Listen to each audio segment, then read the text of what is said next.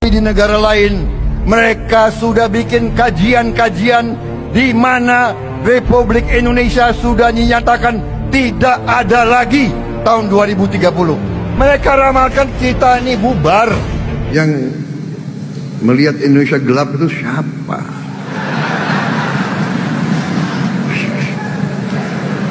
Saudara-saudara, berapa hari yang lalu ada suatu prediksi ekonomi dan statistik. Ini Goldman Sachs. China akan nomor 1 di tahun 2050. India nomor 3, Indonesia nomor 4. Di atas Jepang, di atas Inggris, di atas Perancis. Kok Indonesia gelap? Penyidik Kejaksaan Agung mengungkap kasus dugaan korupsi di Pertamina Patraniaga terkait impor bahan bakar minyak.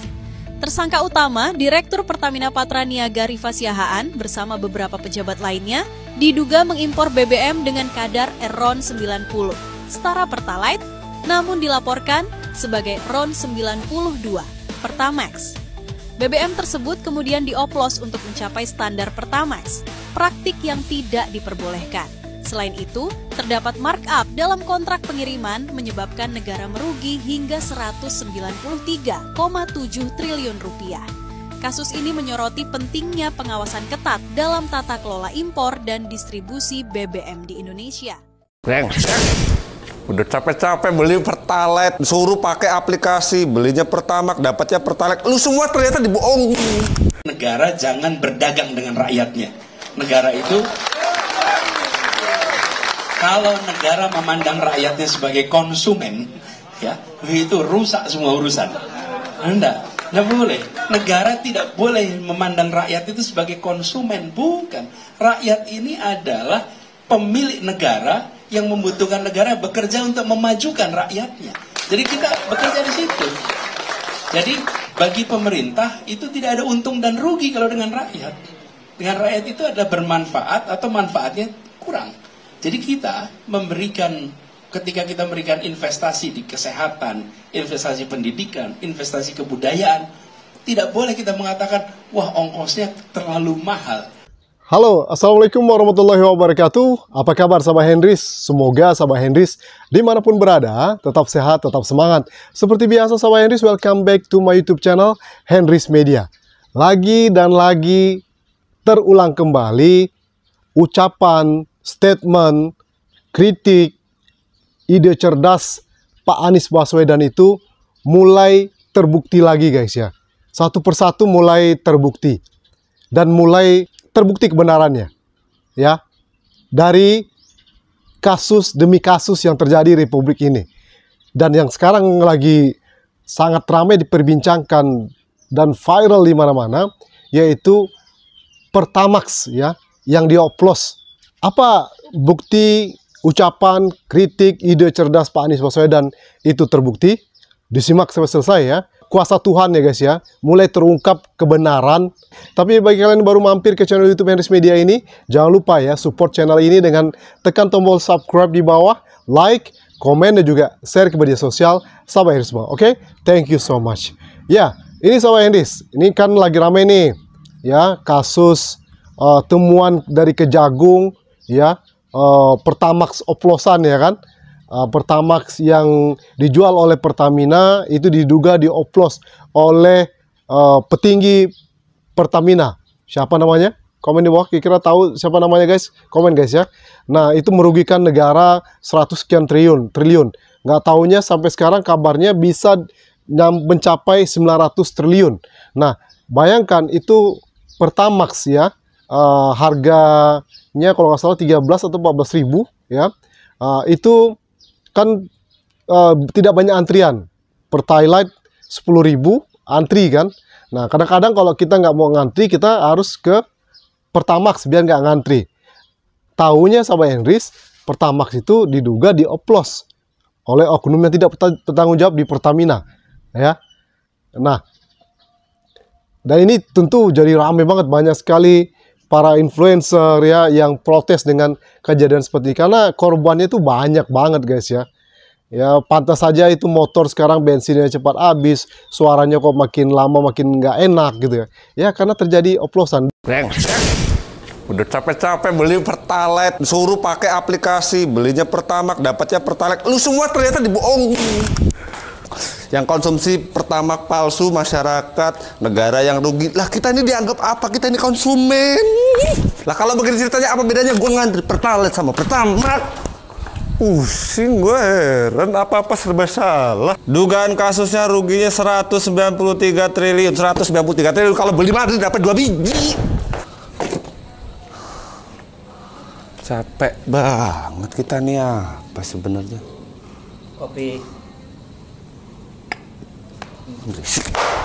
Udah dikorup, dioplos, dipungli, diblokir, digusur, dipitnah, dipala kita ini apa lagi sih? Assalamualaikum warahmatullahi wabarakatuh. Saya Rizal, saya mau klarifikasi. Itu tadi adalah gambaran yang dirasakan masyarakat kita hari ini ya. Kalau di negara saya tidak mungkin ada seperti itu dong. Menanggapi isu yang saat ini berkembang di masyarakat, di warganet dan di media, kami tegaskan bahwa tidak ada Pertamax oplosan. Jadi Pertamax yang kami salurkan di SPB ini sudah kami pastikan sesuai dengan spesifikasi yang ditentukan oleh Ditjen Migas. Dan tentunya di terminal BBM, semua produk yang masuk ini adalah produk jadi sesuai dengan RON masing-masing.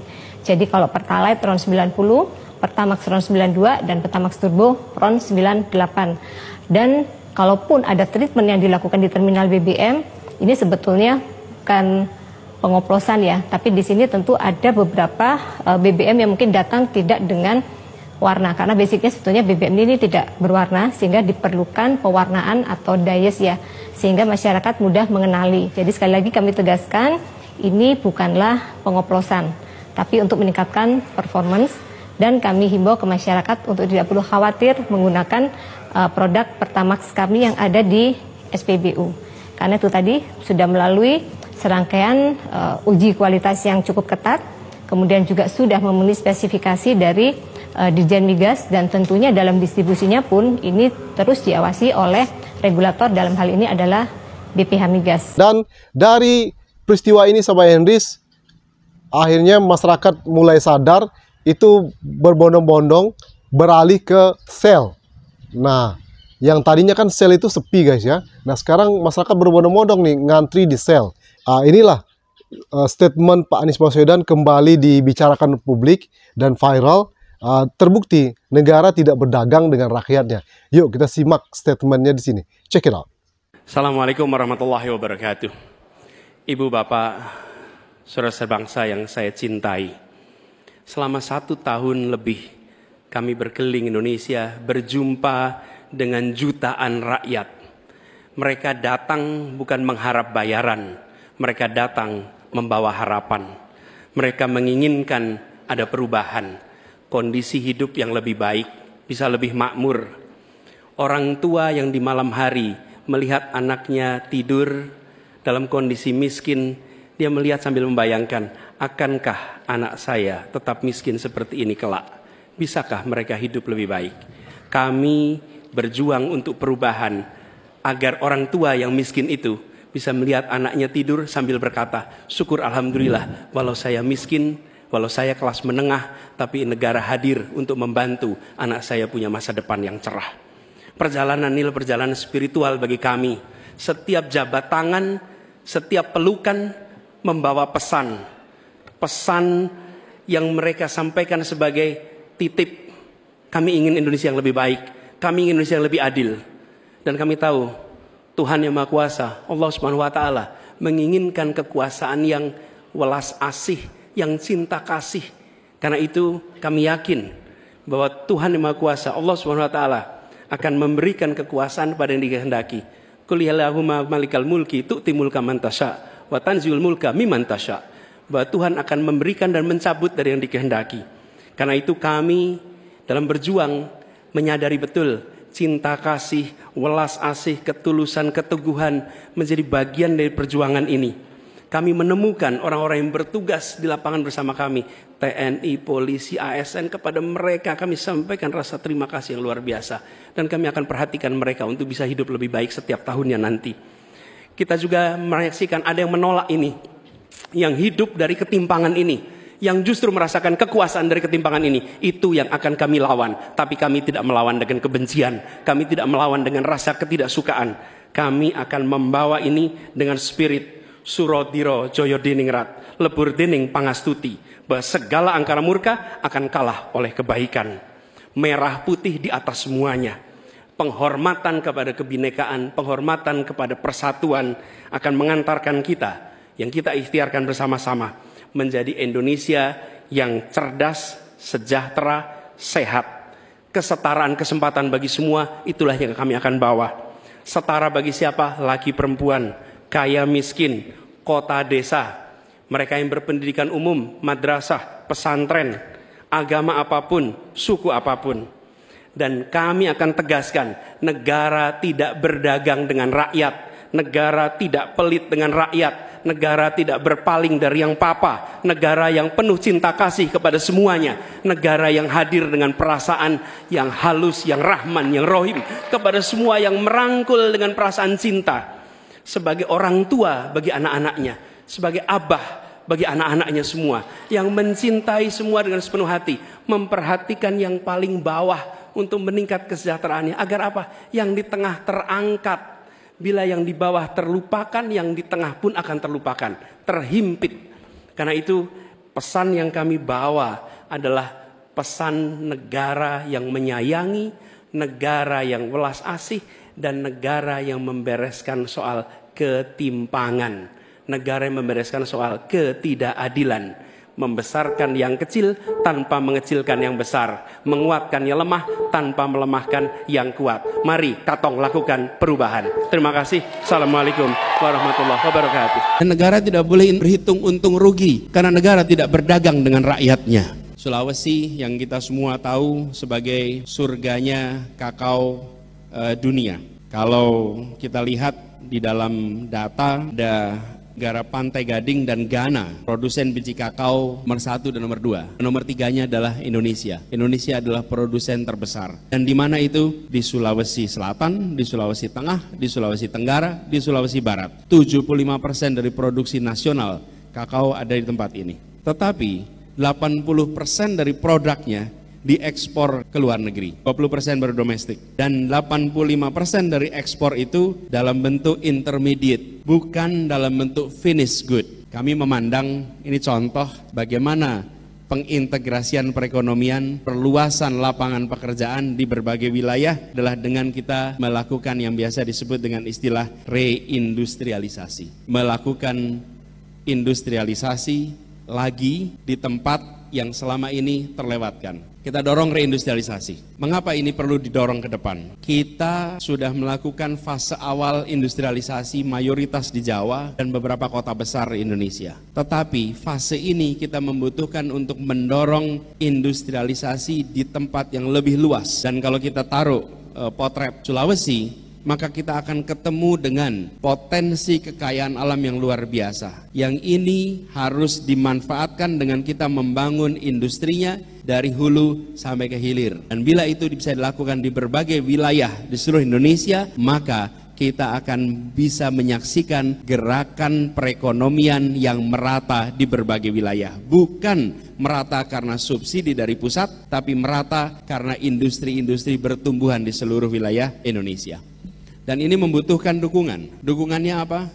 Dukungannya adalah sistem logistik kita harus diperbaiki. Bapak Ibu sekalian, satu Indonesia mensyaratkan sistem logistik yang negara turun tangan. Ini sebuah ilustrasi saja, ini biaya pengiriman kontainer. Kalau dari Surabaya mengirimkan ke Tiongkok itu untuk 40 feet kontainer harganya 7,6 sampai 10 juta rupiah. Kalau mengirimnya dari Surabaya ke Makassar harganya 20 juta rupiah. Peta Indonesia berubah ketika jarak antar wilayah yang asalnya kilometer diubah jadi ongkos kirim. Bentuk Indonesia langsung berubah, kacau bentuknya. Kenapa? Karena dari Jakarta ke Makassar pendek sekali karena ongkos kirimnya kecil, tapi dari Makassar sampai ke Lubuk misalnya, dari Makassar sampai ke pegunungan di Majene misalnya, itu akan ketemu harga yang sangat tinggi. Dan kalau itu harga sebagai pengganti jarak, maka bentuk Indonesia tidak seperti yang kita bayangkan saat ini.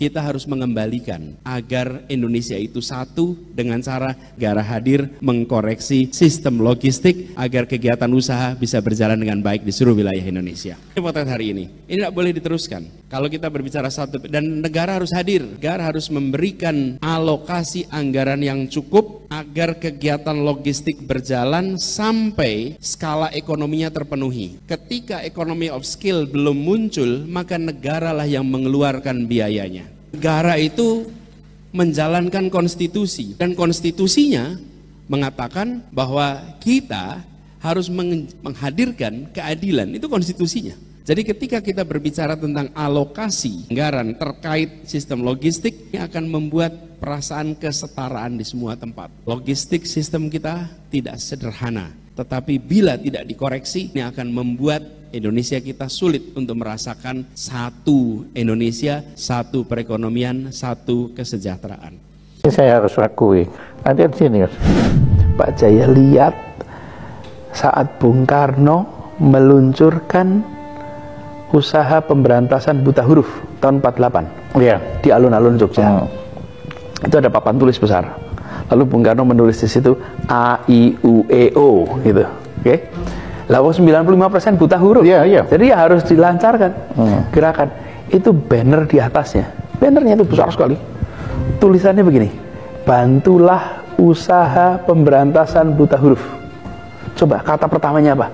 Bantulah. Negara itu berkata pada rakyat semua, saudara-saudara, bantulah. Bantulah, selesaikan. Itu sebabnya Republik ini bisa survive, karena pemimpinnya berpikir sebagai gerakan, bukan berpikir sebagai administrator, bukan berpikir sebagai service provider, karena itu dia menggerakkan. Ya, tapi terus terang ya saya takjub pada kemampuan Anda tadi itu menemukan hal-hal yang orang lain nggak melihat. Ya itu tadi tulisan bantulah itu buat Anda itu punya makna yang besar sekali. Iya. Saya dulu juga lihat itu, tapi nggak ngerti apa. Tapi ya ini belakangan kan saya mempelajari tentang apa yang disebut genius. Orang banyak salah ngerti bahwa genius itu adalah kecerdasan, ya enggak. Kejenius itu adalah kemampuan melihat yang orang lain tidak melihat. Nah, Anda dalam sini saya harus akui, seperti Anda melihat dalam bambu, istilah bantulah tadi itu. Ada di sini. Saya yakin Anda tidak mau dibilang, tapi yang ngomong saya. Tetap stay tune channel YouTube Henrys Media ya. Itu saja video kali ini sama Henrys. Thank you for your attention. One more time, don't forget to subscribe, like, comment, and share. See you in the next video. Wassalamualaikum warahmatullahi wabarakatuh. Bye bye.